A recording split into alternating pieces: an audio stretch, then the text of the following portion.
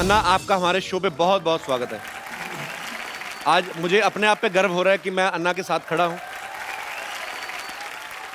अन्ना, आप आइए, यहाँ पे विराजमान हो जाइए। नहीं नहीं, रोक यार, रोक। देखो, लोग यहाँ पे आते हैं, आज मेरा वहां जाने का दिन।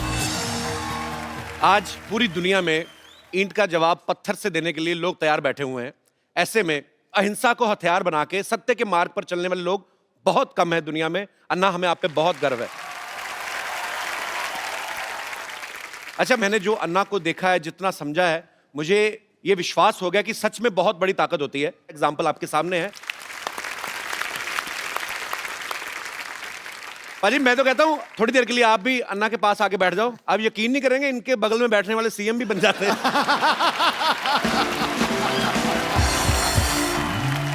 मेरा दिल कर रहा है कि मैं थोड़ी देर बैठा रहूं, चुपचाप अन्ना को देखता रहूं।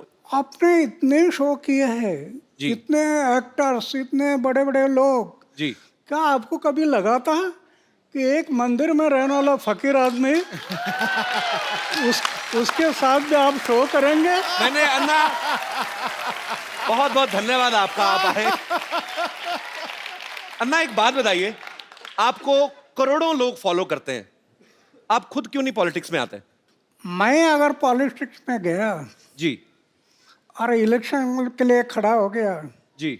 तो मेरा डिपॉजिट भी जब्त हो जाएगा। क्यों? जी। हमारे देश का वोटर जागरूक नहीं है। जी। वो 500 रुपए के नोट देखने से भी भूल जाता है। क्या बात है। गुंडा है, भ्रष्ट है, व्यभिचारी है, 500 रुपए के नोट दिखाई दिया उसको वोट दे देता है।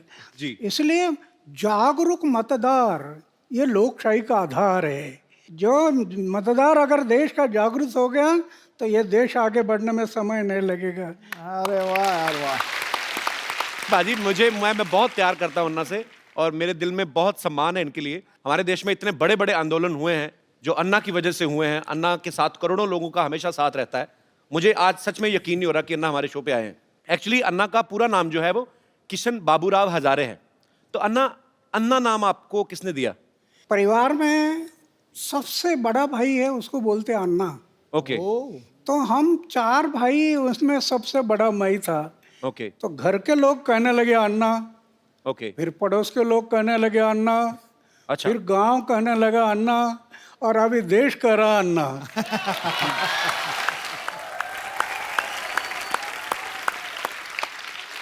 अन्ना, जितना मैं जिंदगी को समझता हूं, जितना मैंने देखा है, मेरी शादी हुई नहीं, आम आदमी जो है, अच्छा आम आदमी भी आजकल आप बोलते हो तो अपने आप खास हो जाते हो।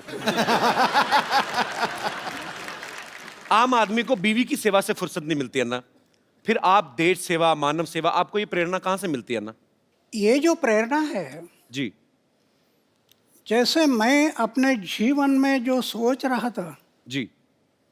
अरे क्या चक्कर है, जन्म में आता कुछ लेकर आता नहीं, जाता कुछ लेकर जाता नहीं, उम्र भर मेरा मेरा मेरा मेरा मेरा मेरा, हाथ में कुछ नहीं, लेटरिन का डब्बा गुम हो गया तभी सोचते बैठते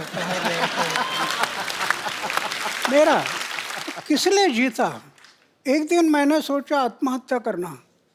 एक स्वामी विवेकानंद की किताब हाथ में आई, जी। पढ़ना शुरू कर दिया, और एक ही बात समझ में आ गई, हर इंसान के लिए मनुष्य जीवन मिला सेवा करने के लिए मिला। 25 साल की उम्र में मैंने तय किया कि जब तक मैं जीऊँगा मेरे गांव, मेरा समाज और मेरे देश की सेवा करूंगा, और जिस दिन मैं मरूंगा गांव, समाज और देश की सेवा करते करते मरूंगा। ये मैंने व्रत लिया। अरे वाह। तो आपका जो प्रश्न है बीवी का, अभी मैंने सिर्फ शादी किया नहीं, लेकिन परिवार छूटा नहीं। जी। छोटा 4 दीवारों के अंदर एक छोटा सा परिवार में करना था, जी। वो छोटा ना करते हुए बड़ा बन गया। क्या बात है। पूरा देश परिवार हो गया। अच्छा अन्ना, आपको याद है आपने आज तक कितने आंदोलन अनशन किए होंगे आज तक पूरी जिंदगी में? जब मैंने तय किया कि जब तक जीऊंगा समाज और देश के भलाई के लिए जीऊंगा, जी। तो समाज के भलाई के लिए, देश के भलाई के लिए 16 बार मैंने अनशन किया। वाह। राइट टू इन्फॉर्मेशन, ये कानून जो बना पहले हमने बनाया, वो क्या बात है। राइट टू इन्फॉर्मेशन पूरे देश में अभी लागू हो गया, गरीब लोगों को न्याय मिलने लगा। जी। ऐसे महाराष्ट्र में 8 कानून बनाए, अभी अभी लोकपाल का बिल जी। सरकार नहीं कर रही थी, रामलीला मैदान पर बैठ गया जी और आंदोलन शुरू किया। सरकार एक ही बात के लिए डरती है, जी वो सिर्फ मोर्चा और धरने से नहीं डरती, सरकार सिर्फ गिरने से डरती है। ये डर जब लगता है ना तो ऐसे कानून बनाती है सरकार। अन्ना, जब मैं बचपन में मेरी माँ से मेरा झगड़ा हो जाता था, मतलब कभी कभी भाई होता है कि आपकी माँ से नाराजगी हो गई, तो यहाँ कोई भी बात मनवाने के लिए तो मैं खाना नहीं खाता था। पता है वो होता ना बच्चे को भी, बच्चे बड़े चालू होते ना, बच्चों को पता माँ देख नहीं सकती कि मेरे बेटे ने खाना नहीं खाया, तो मैं खाना पीना छोड़ देता था ना, तो अपनी बात मनवाने के लिए। तो ये आपका भी बचपन में कुछ ऐसा ही स्टाइल था? मतलब जब मैं ऐसे ही पूछ रहा हूँ। ऐसे मेरे बारे में हुआ था। अच्छा हमारे घर के अमीरी नहीं थी, जी गरीबी थी। एक त्योहार आ था और मैं माँ को बोला एक अन्ना दे दो, एक अन्ना। अच्छा एक आना बोलते थे ना पहले। जी जी जी मुझे प्रेस करना है कपड़े के। माँ बोले अरे कपड़े को प्रेस क्या करता, मन को प्रेस करना चाहिए, कपड़ा तो क्या है, ये मैला हो जाता है, मन को दाग मत लगने दे, मन को तजला रखना। तो मैं थोड़ा गुस्सा हो गया, अच्छा तो माँ ने मुझे चाटा लगा दिया। मैं दौड़ गया घर से। तो माँ डर गई, ये कहीं कुआं हुआ में तो नहीं जाएगा। फिर खोज करना शुरू कर दी, इधर खोजो उधर खोजो उधर खोजो, नहीं मिल रहा। फिर मेरा घर था, जी उसके ऊपर एक ढाबा था, अच्छा। उसमें मैं कबूतर पालता था, कबूतर। तो पीछे के रास्ते से मैं आकर ऊपर बैठ गया और सब देख रहा था, कौन कौन कैसे दौड़ रहा है, कौन सा कैसे भाग रहा है, ये माँ कैसे कर रही है, ये सब मैं देख रहा था। और फिर किसी ने मुझे देखा अच्छा और कहा अरे अन्ना तो ऊपर है। अच्छा फिर वो देखने के लिए आए तो मैं मिल गया। तो ऐसे बात हुआ था, मैं भी एक बार माँ के साथ, लेकिन वो माँ है, जी बिल्कुल। वो माँ है। हाँ तो फिर भगवान ही हो गया ना। तो तो मतलब खाना पीना नहीं छोड़ते थे आप बचपन में? नहीं नहीं, खाना तो रहे। खाना तो छोड़ता था समाज के भले के लिए, जब अनशन पर बैठता था जी। तब खाना छोड़ता था। क्या बात है।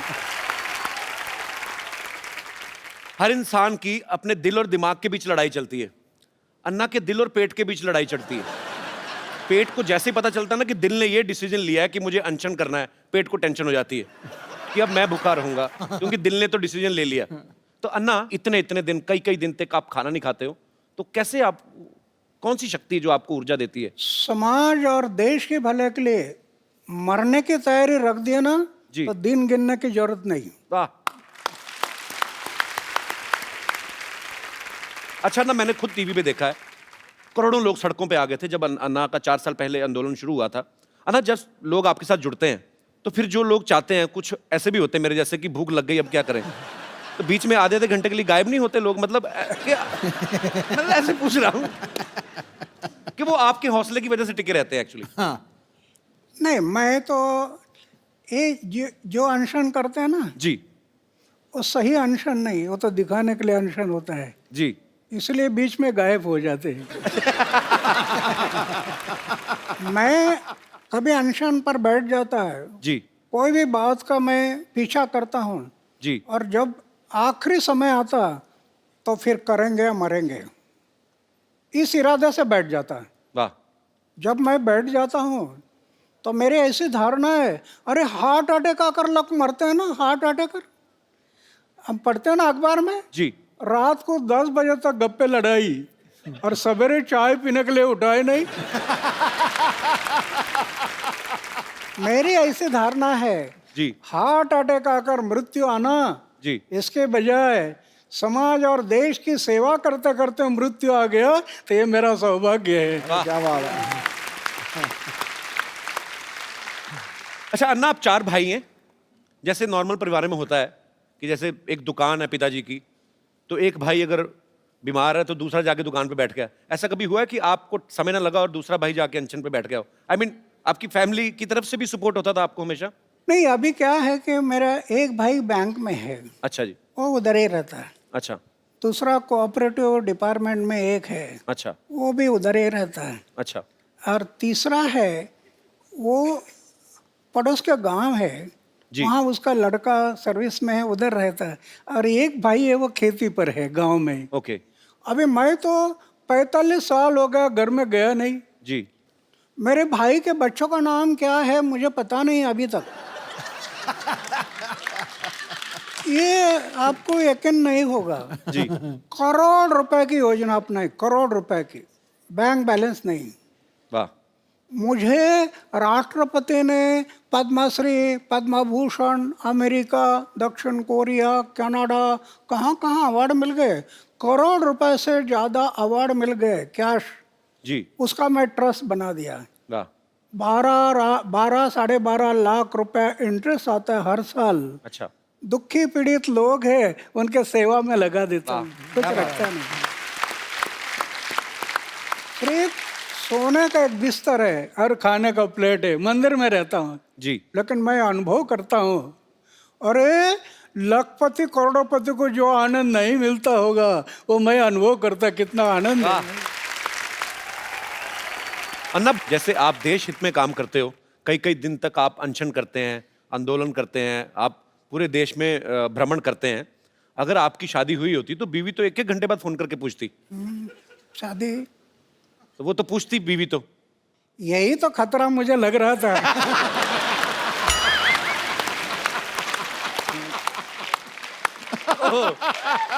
और इसके कारण मैंने तय किया कि शादी नहीं करना। और दूसरी बात यह है, 79 ईयर के इस उम्र में जी। बैचलर रहते हुए भी इतना भी दाग नहीं जीवन में, इतना भी है। वाह, क्या बात है। ये भगवान की कृपा है। अगर दाग लग जाता मेरे जीवन में तो इन लोगों ने मुझे तोड़ मोड़ देना था। वाह।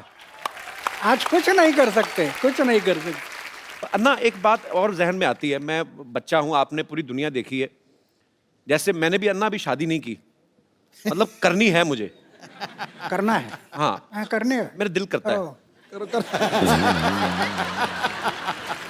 पर मैं जी, मेरे जैसा रहना तलवार के धार पर चलने से कठिन है। ये तो है।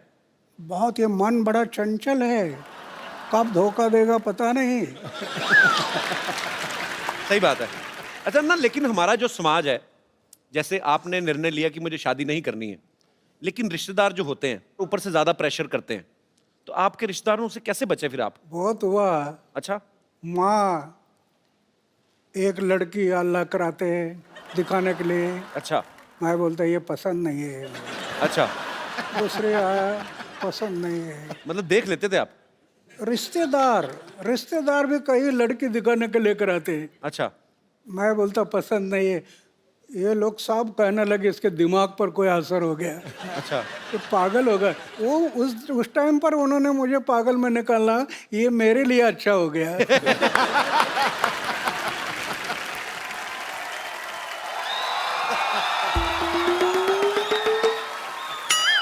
Hello hello, pen. अरे what a patriotic day. Anna Hazare साहब आए हुए हैं। सर नमस्कार। माई सेल्फ डॉक्टर मशहूर गुलाटी, MKNJ। MKNJ मतलब? मैंने कहा जी नमस्ते, दिख नहीं रहा, कर भी रहा हूँ, फिर भी पूछ रहे हो यार। ओके अन्ना जी, आप अहिंसा के पुजारी हैं। बैठिए डॉक्टर साहब, इधर आइए। आज वैसे नहीं बिठा रहे? नहीं नहीं, क्यों? अन्ना के सामने बदतमीजी नहीं करनी, बैठिए। इतनी इज्जत आज तक इस आदमी ने मुझे नहीं दी।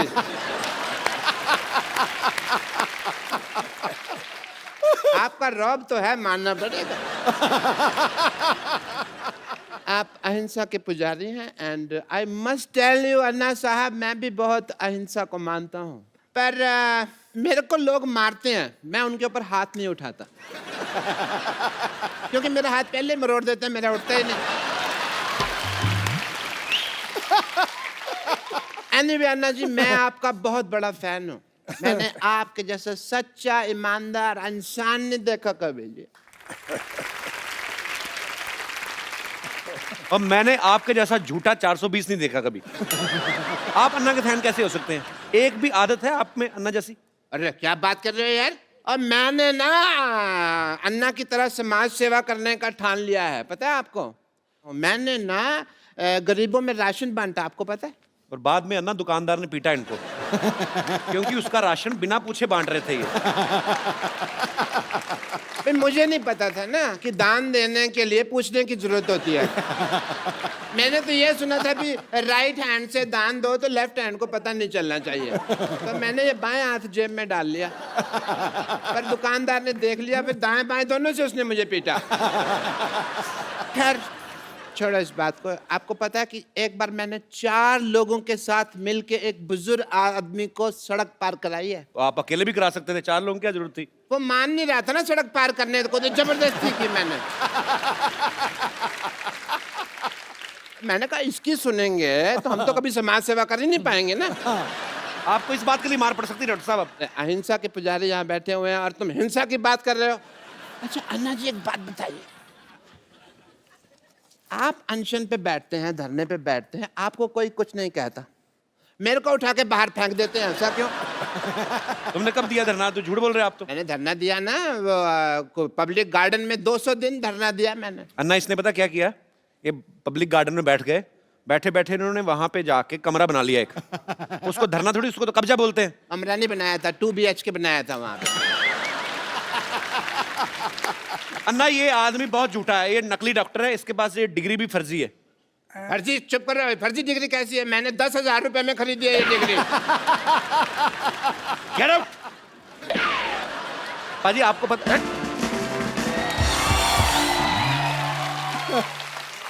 आप सबको पता ही होगा, पर मैं फिर भी बताना चाहता हूं कि अन्ना के ऊपर एक फिल्म बन रही है जिसका नाम भी अन्ना है। अन्ना देश सेवा करते करते आपने तो खैर आप तो दिल से कर रहे हैं, पर आपने कभी सोचा था आपके ऊपर कभी कोई फिल्म बनाएगा कोई डायरेक्टर? एक फकीर आदमी उस पर ऐसे फिल्म बनेगी ये मुझे सपना में भी कभी नहीं लगा था। लेकिन जो काम खड़ा किया है जी वो पूरे देश में फैल गया था। जी। और हमारे जो रविंद्र जैन के भाई है मनेंद्र जैन, जी उनको लगा कि ये काम समाज के सामने जाना बहुत ज़रूरी है। बहुत जरूरी है। जी वो मुझे बताने लगे कि ऐसे ऐसे फिल्म बनानी है। जी और उसमें जो काम करने वाले लोग हैं, जी इन्होंने इतना मेहनत किया।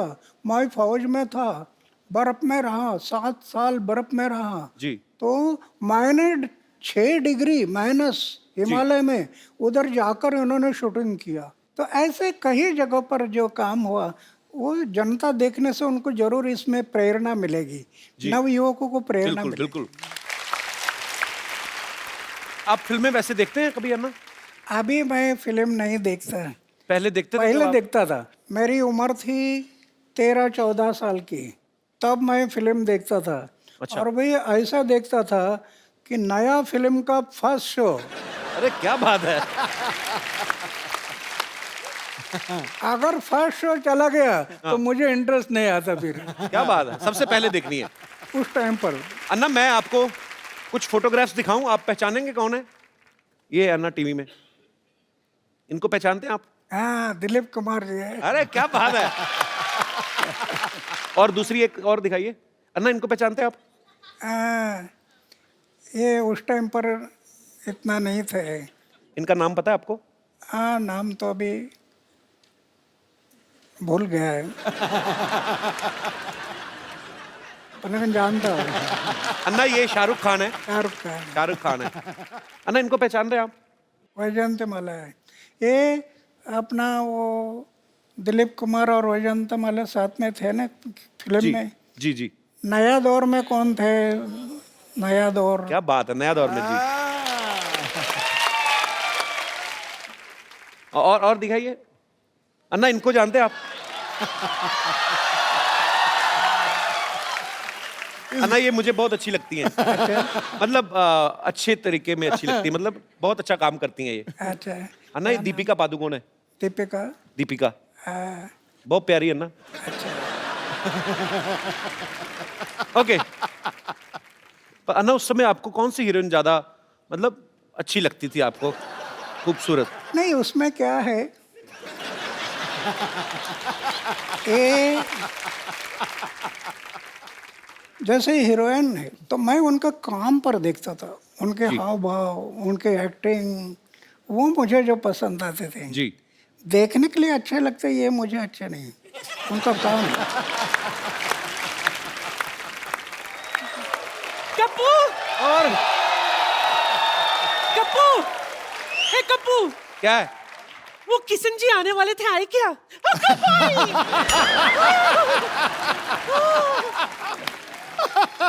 असं कसं? नाही, किती वेळ लावला तुम्ही माझ्या दारावर यायला? क्या बोली नानी? कितना वक्त लगा दिया मेरे चौखट पे आने के लिए? नानी ये अन्ना हजारे जी हैं। दुनिया के लिए। मैं तो उनको तब से जानती हूँ जब ये किशन बाबूराव हजारे हुआ करते थे, है ना? मुंबई में इनकी फूलों की दुकान थी। अच्छा। हाँ, ये देखिए मैं आपके लिए क्या लाई हूँ।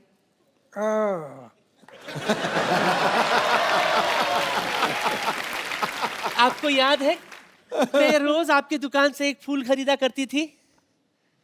अभी तो 60 साल बीत गए, अभी कहाँ याद करोगे। रोज इनके दुकान से एक एक फूल इकट्ठा किया करती थी मैं, फिर उसका वरमाला बनाती थी। फिर एक दिन गाय आकर पूरा पूरा वरमाला खा गई। मेरा सपना धरा का धरा रह गया। लेकिन सच कहूं, मुझे उस बात का बिल्कुल भी अफसोस नहीं है। मुझे तो इस बात की खुशी है कि अगर आपकी शादी होती ना, वो लड़की बहुत खुशनसीब होती, क्योंकि उसको खाना कम बनाना पड़ता था ना, क्योंकि हर वक्त आप तो अनशन पे बैठे रहते है ना। नानी, इनको घर नहीं बसाना था ना, इनको देश बसाना था, इसलिए उन्होंने शादी नहीं की। लेकिन मेरे अरमान तो अधूरे रह गए ना। हाँ? Anyway, मुझे इस बात का बहुत अफसोस है कि मैं आपकी नहीं हो सकी, लेकिन इस बात की खुशी है कि आप देश के हो गए।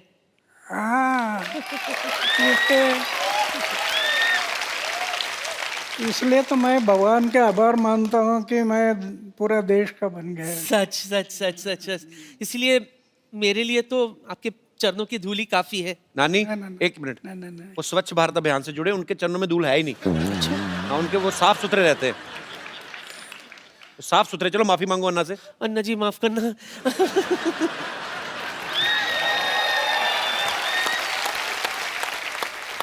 अच्छा अन्ना, हमने सुना है कहीं पे, आपके बारे में पढ़ रहे थे तो ऐसे सुना था कि फौज में जब आप भर्ती होने गए तो जो मापदंड होते हैं प्रॉपर की, हाँ, फिजिकल फिटनेस और ये सब चीजें, तो एक दो चीजों में शायद आप पास नहीं हुए थे, तो उसके बावजूद भी उन्होंने आपको फौज में भर्ती किया, तो उसके पीछे क्या कारण था अन्ना? 1962 में चाइना ने हमारे ऊपर हमला किया, जी।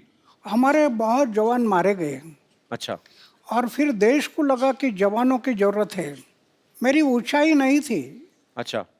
छाती चौड़ी नहीं थी, जी। लेकिन इमरजेंसी थी, देश को युवकों की जरूरत थी। अच्छा। इसलिए मेरा सिलेक्शन हो गया। मैं 14 लोगों का कमांडर था जाते समय। अच्छा।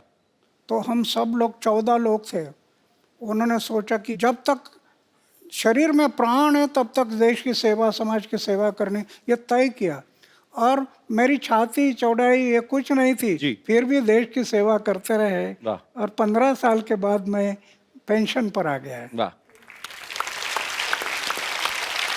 और ये सच्ची बात है, ये हमारे जवान जो हैं, जब आप फौज में भर्ती होते हैं, उनकी ट्रेनिंग बहुत मुश्किल होती है, और ट्रेनिंग के बाद जब उनको अपॉइंट किया जाता है, जब उनकी पोस्टिंग होती है, और मेरा सैल्यूट करने को दिल करता है हमारे जवानों को। और हमारी पूरी टीम की तरफ से हमारी कभी कोशिश रहेगी कि हम अपने देश के जवानों के लिए एक ज़रूर एक अच्छा सा शो ऑर्गेनाइज करें।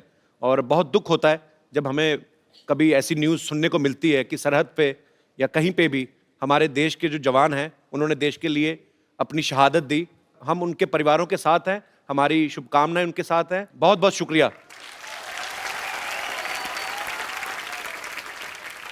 अच्छा ना, ऐसे ही मन में सवाल आया, जैसे मेरे 3 मामा हैं, तीनों ही आर्मी में थे, तो वो कहते थे कभी कभी हमें ना बर्फ में पीनी पड़ जाती है, मतलब ऐसे ही। अन्ना, आपने कभी नहीं ट्राई की? मैं शुरू में जब बर्फ में मैं गया, जी। तो 2 पैक रम मैं पीता था शुरू में। लेकिन जब स्वामी विवेकानंद की किताब पढ़ी, जी जीवन समझ में आ गया कि सिर्फ खाना पीना और मरना इसके लिए जीवन नहीं। फ्री रम मिलती थी, फ्री, जी लेकिन कभी मैं हाथ नहीं लगाया उसको। वाह 1975 में पेंशन आ गया, अभी 38 साल बीत गए, हमें 2 बोतल रम मिलती हर जवानों के लिए। अच्छा। लेकिन मैं कभी रम लेने के लिए गया नहीं। आज मुझे दुख होता है, ये दोनों देशों को अभी फिर से लड़ाई करना ठीक नहीं है। दोनों की आर्थिक स्थिति फिर बहुत विकट है। एक लड़ाई में कितना खर्चा आ जाता है, जी। देश कितनी जानें चली पीछे जाती जाता हैं, है। जी।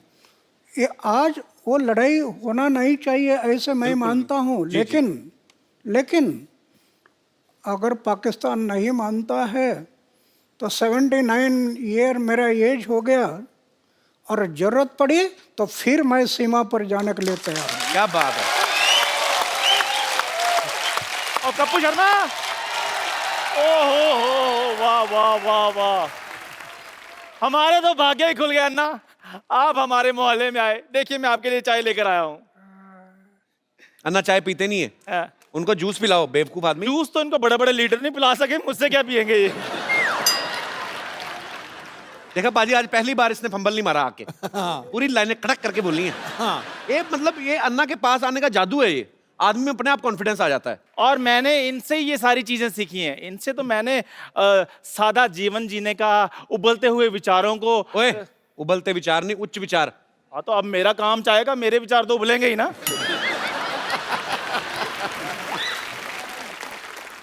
अन्ना, वैसे मैं भी बड़ा सिंपल सा हूँ, लेकिन आपको जब देखता हूँ ना तो मेरे में अंदर एक अजीब किस्म का कॉन्फिडेंस आ जाता है।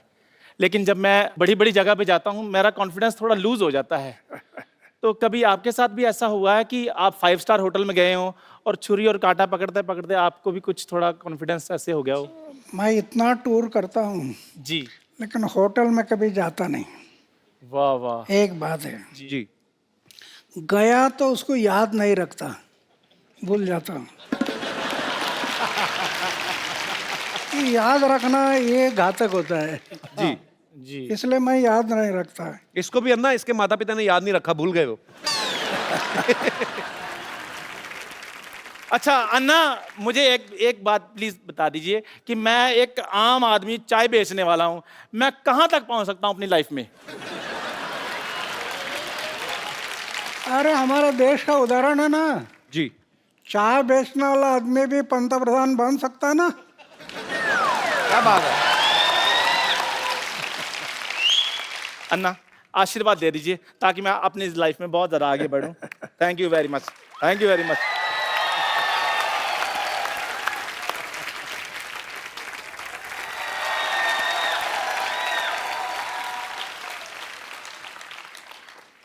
कपूर भैया, क्या है? अब मुझे स्कूल नहीं जाना। क्यों, क्या बात हो गई? अरे वहाँ मुझे रोज मुर्गा बना देते, बड़े को क्या मैं मुर्गा बनूंगा? नजारे जी, आशीर्वाद दो, आशीर्वाद दो। कैसे हो?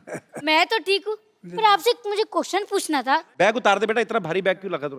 भारी नहीं है, हाँ। पर मैं ये कह रहा था कि आपके टाइम पे भी स्कूल में पनिशमेंट मिलता था, मतलब जी हाँ, हमारे टाइम पनिशमेंट मिलता है। छड़ी थी, छड़ी। गलती किया तो ऐसा हाथ करना और टीचर मारता था छड़ी से। तो वो तो मेरी हमारे हैबिट है। मराठी में कहावत थी, छड़ी लागे छम छम, विद्या ये घम घम। ऐसी कहावत थी। लेकिन अन्ना आजकल बंद हो गया है स्कूलों में ना, अभी नहीं, आजकल नहीं मारते। अभी मारने के लिए परमिशन नहीं, जी इसलिए तो शिक्षा का दर्जा डाउन हो गया। अन्ना, ये मेरे को बड़े सवाल इसने मुझे बोला था कि मैं अन्ना से पूछना चाहता हूँ। जैसे आजकल ना बच्चे मोबाइल पे ज़्यादा गेम्स खेलते हैं, तो अब ये बच्चों की तरफ से ये सवाल था कि आप बचपन में क्या खेल खेला करते थे? हम तो गांव में लगोरी थी, लगोरी। अच्छा। ये पत्थर एक के ऊपर एक रखना, हाँ और उसको तोड़ना। हाँ फिर ईटी डांडू, वो हाँ, डंडा वो और डंडे ईटी, गिल्ली के साथ। गिल्ली डंडा। घुमाना, फिर खो खो, हाँ कबड्डी, जी, ऐसे खेल हम लोग खेलते थे। तो शरीर भी फिट रहता था। हाँ, आप मोबाइल वगैरह सब सीखना है, लेकिन साथ साथ चारित्र को संभालना, आचार शुद्ध रखना, विचार शुद्ध रखना, जीवन निष्कलंक रखना, दाग नहीं लगना जीवन में, बेदाग जीवन है, तो आप कल के महापुरुष बन जाएंगे। अच्छा बेटा, समझ में आई अन्ना की बातें ना? चलो पाँव छुओ, आशीर्वाद लो, चलो।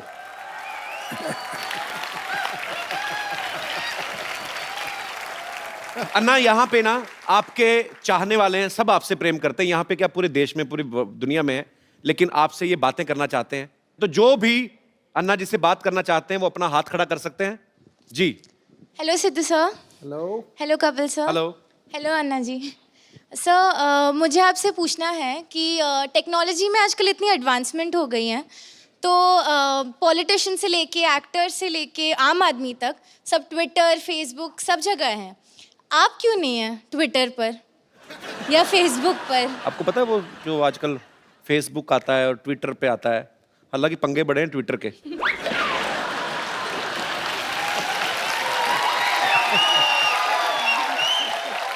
नहीं, मेरा ये दुर्भाग्य है कि मैं ज़्यादा पढ़ाई नहीं कर सका, लेकिन विज्ञान ये बढ़ते जा रहा है, दुनिया में आश्चर्यजनक प्रगति हुई है, टेक्नोलॉजी में बहुत डेवलप हो गया है। एक तरफ विज्ञान ने अंतरिक्ष में प्रवेश किया, लेकिन दूसरी तरफ अध्यात्म ने अंतरिक्ष अपने अंदर भी प्रवेश करना जरूरी है। अध्यात्म ने हर एक इंसान के भीतर प्रवेश करना, अगर वो प्रवेश नहीं किया तो विज्ञान इंसान को विकास की भूलताप देकर विनाश की तरफ लेकर जाएगा। तो कहने का तात्पर्य ये है कि हर बात ट्विटर पे करना जरूरी नहीं है।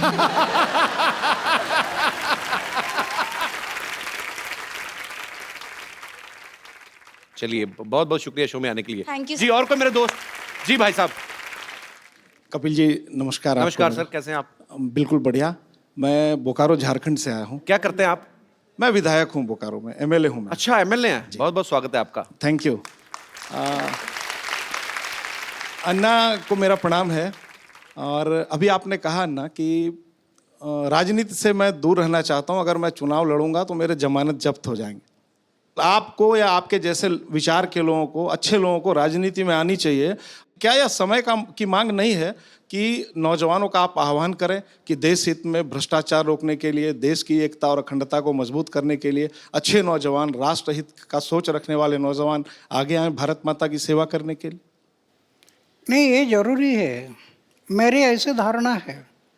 नवयुवकों ने राजनीति में जाना जरूरी है, ऐसे मुझे लगता है।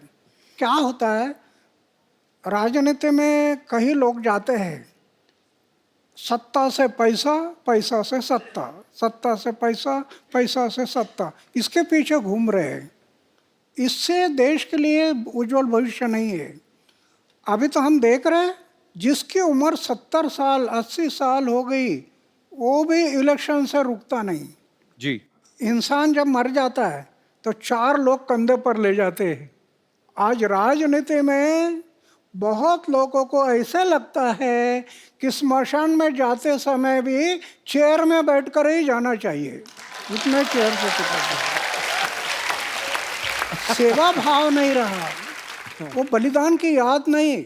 भगत सिंह, सुखदेव, राजगुरु जैसे लाखों लोगों ने कुर्बानी की और अंग्रेजों को कह रहे थे इस जन्म के क्या, अगले जन्म की फांसी दे दो, हमारी तैयारी है। किस लिए? हमारी आज़ादी के लिए। उनको याद रखना है। थैंक यू अन्ना। बहुत बहुत शुक्रिया शो में आने के लिए सर।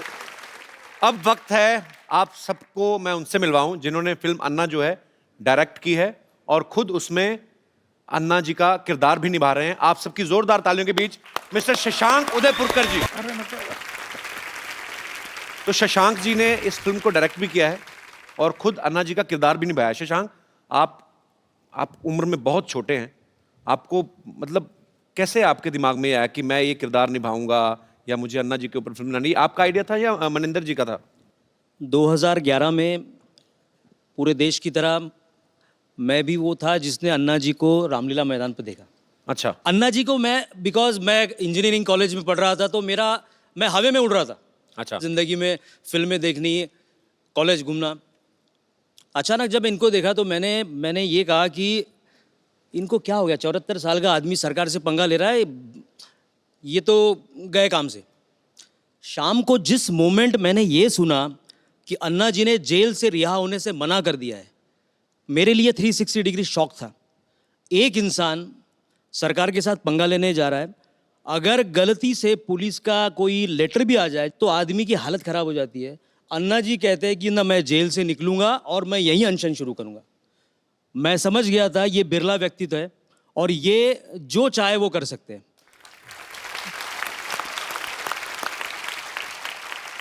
उस दिन से 13 दिन मैंने खाना पीना सब टीवी के सामने कर रहा था मैं, और उसी वक्त सोच लिया अगर जीवन में अब अगली फिल्म में अगर करूंगा तो मैं अन्ना जी पे करूंगा। सो सारा रेकी करने के बाद बड़ी हिम्मत से मैं रालेगन गया। अच्छा। अन्ना जी के पास जब गया तो अन्ना जी ने मुझे यही कहा कि भाई आप तुम्हें काय करता, अगर आपको फिल्म बनानी हो तो आप गांधी जी पे फिल्म बनाओ, आप विवेकानंद जी पे फिल्म बनाओ। मैंने कहा अन्ना जी ये तो बहुत सही है, लेकिन मैंने जो अपना पर्सनल एक्सपीरियंस किया है जी, आपका उद्देश्य नवयुवकों को जगाना है। मैं कोई लव स्टोरी करने की बजाय मैं भी वो फिल्म करना चाहता हूं जिससे मेरे देश के नौजवान जाग जाए। वाह। अन्ना को शायद वही बात, नवयुवकों की वाली बात उनको पसंद आई और अन्ना ने मुझे कहा कि अब क्या चाहिए। मैं बोला अन्ना जी मुझे आपकी परमिशन चाहिए। अन्ना जी ने उस वक्त स्क्रिप्ट पे साइन कर दिया। वाह, बहुत ही अच्छे विषय के ऊपर आपने फिल्म बनाई है और मेरी अपने दर्शकों से गुजारिश है आप सब ये फिल्म देखें और आपको अच्छी इंस्पिरेशन मिलेगी और देश के लिए कुछ अच्छा करने का जज्बा आपको मिलेगा।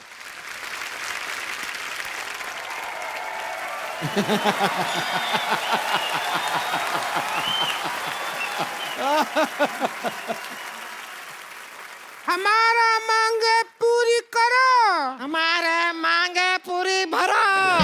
अरे क्या मांग है? यहाँ करो चल रहा है, भरो नहीं चल रहा है, मुद्दा कुछ और है, समझे? अरे तो हमारा मुद्दा अलग है, वो आपका मुद्दा है, और वैसे भी आपका मुद्दा बहुत ही गंदा है। इस पे थोड़ा मेकअप लगा के ठीक करो अपने मुद्दे को।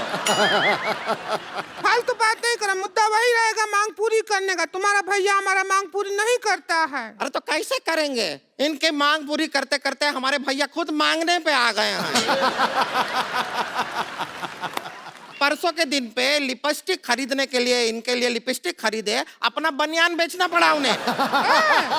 झूठ बोल रही है, तुम्हारे भैया तो बनियान पहनते ही नहीं है।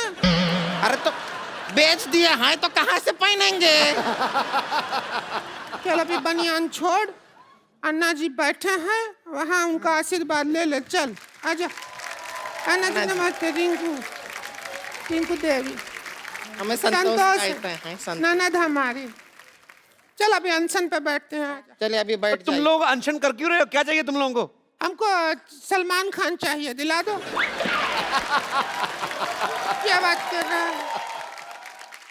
ये तो हो गई इस साल की सबसे फालतू बकवास। हाँ।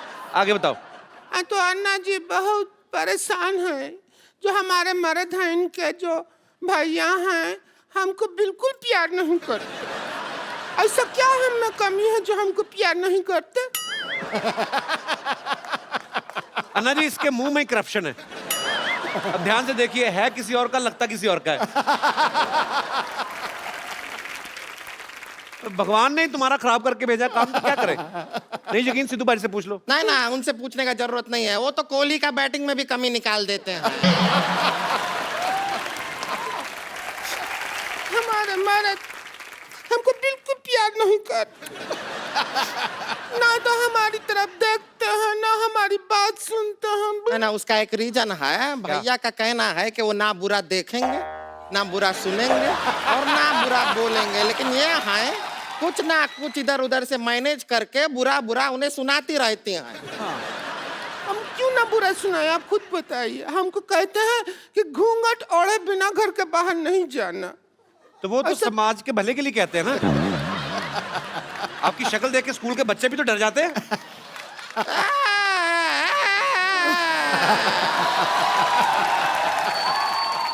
कुछ भी बोलते रहते हैं, बच्चे डर जाते हैं। अरे ऑफिस जाने वाले बड़े बड़े मूंछ वाले लोग भी डर जाते हैं। तुम्हारे भैया तो नहीं डरते हैं मुझसे। तो उनकी मूंछ भी किधर है? पहले मूंछ हुआ करती थी, पैसा का जरूरत पड़ा तो लाला ने कहा कि मूंछ रख दो, पैसा ले जाओ, तो मूंछ उतार किया। अच्छा चलिए छोड़िए, बहुत ज्यादा छीछा लेदर हो गया है।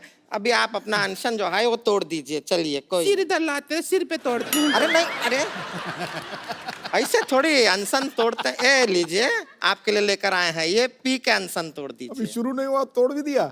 इतना ही होता है लंबा, इससे लंबा अनशन हमसे। ये तो नारियल का तेल है। अरे हम नारियल का पानी ही ला रहे थे, वो नारियल थोड़ा ज्यादा दब गया हमसे, तो तेल निकल आया। चलो कोई बात नहीं, पानी से तो महंगा ही होता है तेल। अच्छा है, अच्छा है। वैसे छोटी छोटी बात पे लड़ती हैं, आज इतनी लड़ाई नहीं कर रहे तुम लोग। बड़ा मैं हैरान हूं। आज अन्ना जी आए हुए हैं, हम यहाँ पर लड़ाई नहीं करेंगे, बिल्कुल नहीं नहीं करेंगे। अच्छा। आज के पूरा एपिसोड के एंड तक बिल्कुल लड़ाई नहीं करेंगे। आज वैसे भी 2 अक्टूबर है, तो आपके लिए कुछ प्रस्तुति करें। मैं अपने दर्शकों को बताना चाहता हूं कि मनिंदर जैन जी प्रख्यात म्यूजिक डायरेक्टर रविंदर जैन जी, ये उनके छोटे भाई हैं। धन्यवाद, बहुत बहुत धन्यवाद। तो मनिंदर जी, शशांक आपसे मिले थे आपके ये आइडिया लेकर? शशांक मुझको मिला, पहली मुलाकात में मैंने हाँ कर दी। लकीली उस समय मेरे बड़े भाई रविंद्र जैन जी मेरे साथ में थे जी। उन्होंने भी सुना और उन्होंने तुरंत उसी समय 2 लाइन गाई थी, कोई तो है जो देश की चिंता करता है। उसी समय उन्होंने बोला था और मुझसे कहा था कि जाओ तुम इस फिल्म को जरूर बनाओ। वो मेरी इसकी शुरुआत थी। इस फिल्म में अन्ना जी जब 9 साल के थे तब इनकी माँ ने सिखाया, संस्कार दिए। इसके बाद मिलिट्री में रहे। तो ये जो एक 9 साल के बच्चे से लेकर के 79 ईयर्स तक का जो सफ़र है वो हमने किस तरह से दिखाया है, अगर आप इसको देखेंगे तो आप ताज्जुब कर जाएंगे। मेरा मन है कि इस फिल्म को देख करके अगर हमारे देश में कुछ और अन्ना, कुछ और गांधी जी पैदा हो जाएं तो मेरा बनाना सफल हो जाएगा। कपिल जी, जी सर। बहुत बड़ी कॉज में आप हमारे सहभागी बने हैं सर। इसी के लिए मेरा मन है कि मैं आपको कुछ भेंट करूं। जी प्लीज। अगर आप कहें तो मैं ऊपर आऊं। जी जी please. Thank you.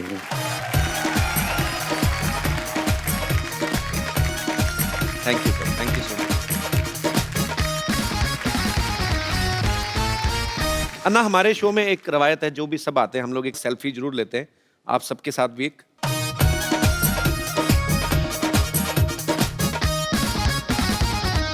Thank you.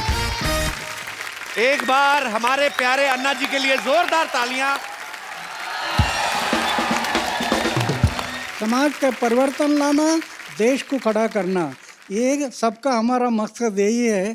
तो मैं ज़्यादा ना कहते हुए मेरे साथ में थोड़े एक घोषणा देंगे ऐसे अपेक्षा करता हूँ। भारत माता की जय। भारत माता की जय। वंदे मातरम। वंदे मातरम। इंकलाब जिंदाबाद। इंकलाब जिंदाबाद। धन्यवाद। आप सब लोग ऐसे ही अपने अपने घरों में हंसते रहिए, मुस्कुराते रहिए, और अगर किसी के लिए कुछ अच्छा कर सकते हैं, देश के लिए कुछ अच्छा कर सकते हैं, जरूर करिए और देखते रहिए।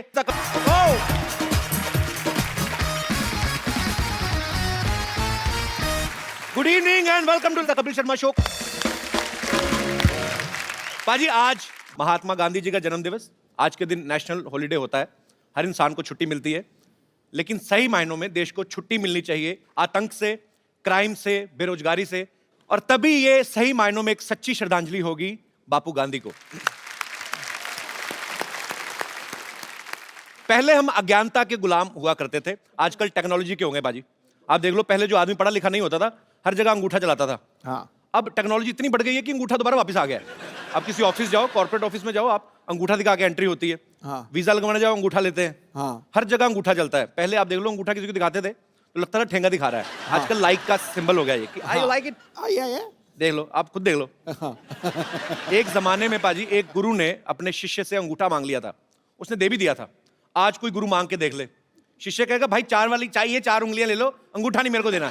क्योंकि अंगूठे के बिना काम ही रुक जाएगा पाजी। सारा व्हाट्सएप और आजकल की दुनिया में टेक्नोलॉजी जो है इतनी हावी हो गई है, मोबाइल फोन्स, आदमी का मुंह सर ऐसे झुका रहता है बाजी।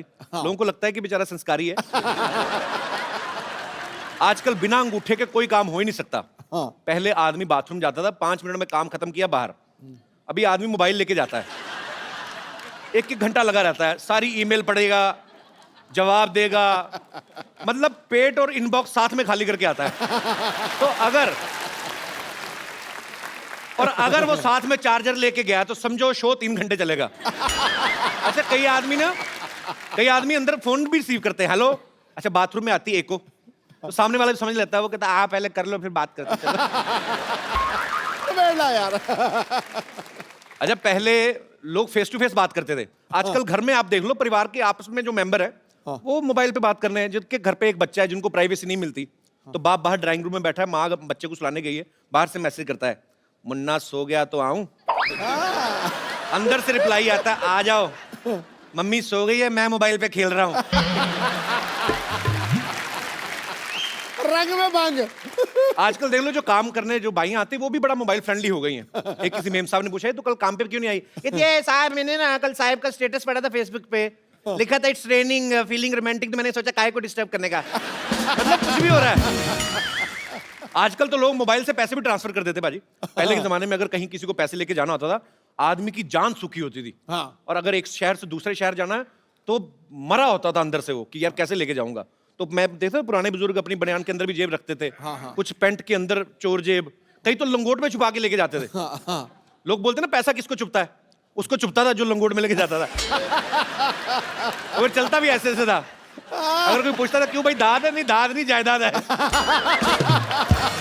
अच्छा पाजी पहले के जमाने में लोग पत्ते भी पहनते थे। अच्छा वो लोग शेर सामने आ जाए नहीं डरते थे, उनको डर लगता था बकरी से कि अगर ये आके हमारा टक्सीडो खा गई तो जिंदा रहने का कोई फायदा नहीं है। अच्छा आपको तो ये पता ही होगा कि पहले कागज पे लिखने से पहले पत्तों पे लिखते थे। मैं सोचता हूँ आज के जमाने में भी अगर ऐसा होता और आपका कोई शेर पत्ते पे लिखा होता और बकरी जाती खा, तो बकरी फिर सुबह शेर का काफी अलग निकलता, मिश्रा अलग निकलता। बकरी फिर मैं करती नहीं, बकरी कहती टोको।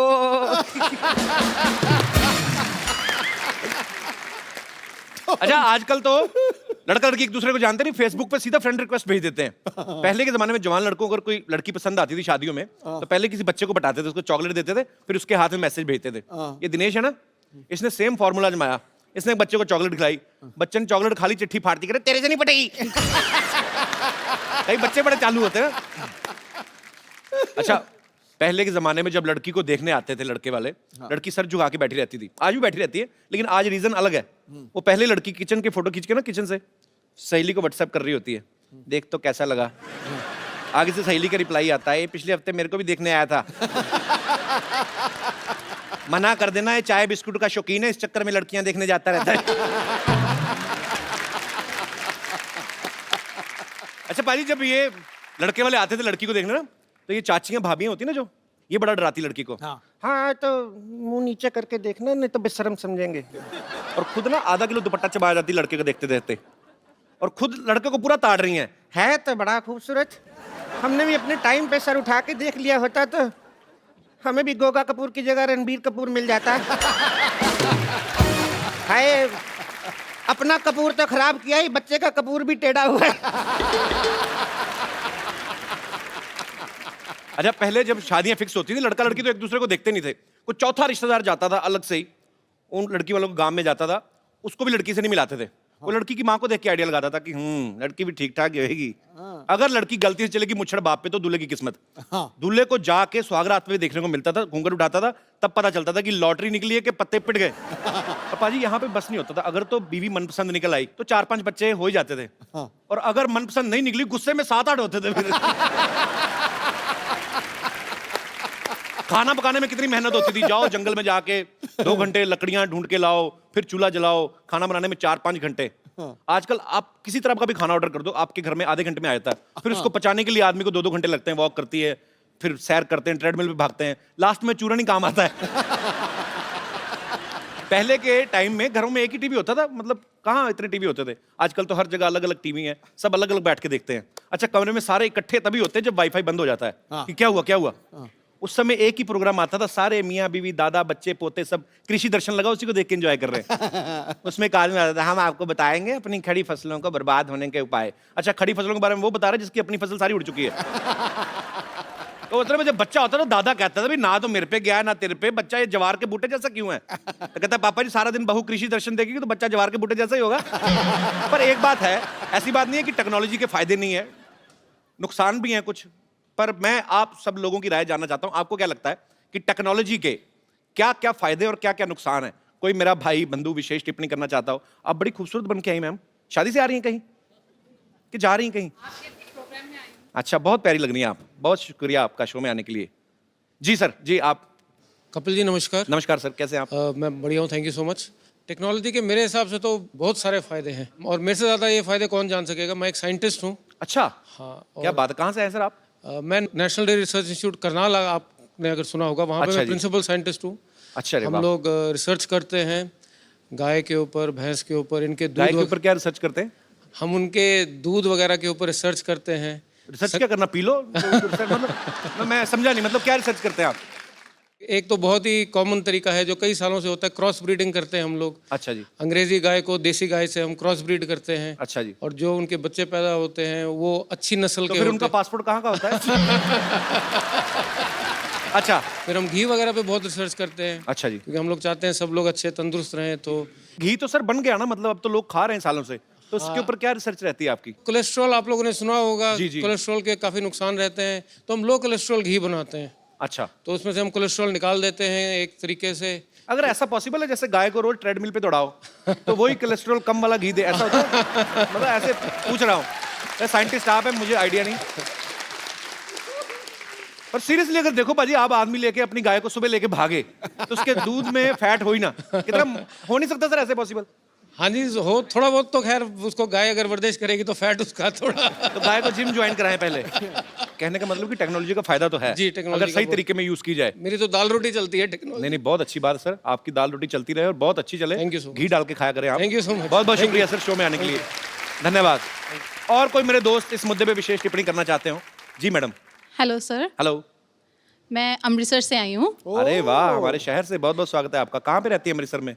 अमृतसर में सिटी साइड नमक मंडी। नमक मंडी को नमक मंडी क्यों कहते हैं वैसे? नमक तो वहाँ मिलता नहीं नमक उधर से। ज़्यादा अच्छा मिलता है इसलिए। किसने बोला? मैं भी इतने साल रहा हूँ, मुझे तो नहीं कभी नजर आया। हमारे तरफ आइए, हम आपको लेके देंगे। और एक लकड़ मंडी भी है, वहाँ पे कोई लकड़ी का कुछ हुआ ही नहीं है, ऐसे ही लकड़ मंडी। जी, तो आप क्या विशेष टिप्पणी करना चाहेंगी? एडवांटेजेस हैं उसके टेक्नोलॉजी के, पर बहुत सारे डिसएडवांटेजेस भी हैं। आजकल बच्चे बहुत ज़्यादा उस पर फोकस करने लग पड़े हैं। जी, जी। हम लोग उनको कहते हैं कि भाई चलो अपना होमवर्क मिला है, कुछ सर्च कर लो उसके ऊपर, जी। तो वो पढ़ाई के छोड़ के कोई डोरेमोन ढूंढ रहा होता है, कोई अपना कुछ ढूंढ रहा होता है। तो जी, इसके जी। बहुत साइड इफेक्ट्स हो रहे हैं बच्चों के ऊपर। ये तो है, सच्ची बात। आजकल ग्राउंड वो होती नहीं, जो गेम जो पहले जो कोई खेलते थे indoor मिट्टी में। हाँ, कोई हम नहीं बच्चे रही। मिट्टी में मिट्टी हुए पड़ते थे, 15-15 बच्चे। माएँ पहले 15 बच्चों को नहलाती थी, फिर अपना पहचान के लेके आती थी। वो सिस्टम ही खत्म हो गया है एक्चुअली।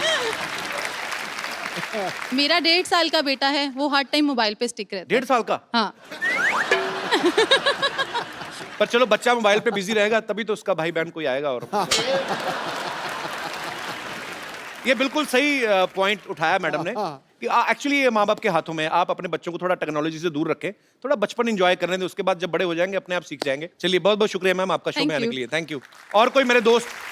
जी भाई साहब। मेरा नाम प्रकाश है और मैं स्पेशली कुवैत से आपके शो देखने के लिए यहाँ आया हूँ। क्या बात है, बहुत बहुत स्वागत है जी, सर जी, आपका। एक्चुअली कपिल जी, मैं ये आपसे कहना चाह रहा था कि टेक्नोलॉजी से नुकसान ही है, फ़ायदे तो नहीं है। और इसमें ऐसा है कि जो लोग अपने आप को बहुत होशियार समझते हैं, शातिर समझते हैं, जी। क्लेवर समझते हैं, वो अभी क्लेवरनेस और वो शातिरपना अभी रहा नहीं है कपिल जी। उसका कैसे मैं मतलब? मुझे मेरे साथ एक वाकया हुआ है, उसका जी। मैं आपसे शेयर करना चाहता हूँ। मेरा वाकया, एक दिन मैं अपनी कॉलीग फ्रेंड के साथ दुबई मॉल में परचेसिंग कर रहा था। कुछ चीज़ मुझे अपनी वाइफ के लिए भी पसंद आ गई। तो किसके साथ शॉपिंग कर रहे थे? अपनी फ्रेंड के साथ, जो वाइफ को नहीं बताया मैंने। जस्ट और फ्रेंड? जी जी जी जी सर। हाँ। और कुछ चीज़ मुझे अपनी वाइफ के लिए पसंद आई। अच्छा। मैंने परचेस की, मतलब व्हाट्सएप पे उसका फ़ोटो खींचा, वाइफ को भेजा। मैंने देखो आपको अगर पसंद आती है तो मैं ले आऊँ आपके लिए, ये 2-3 चीज़ें हैं।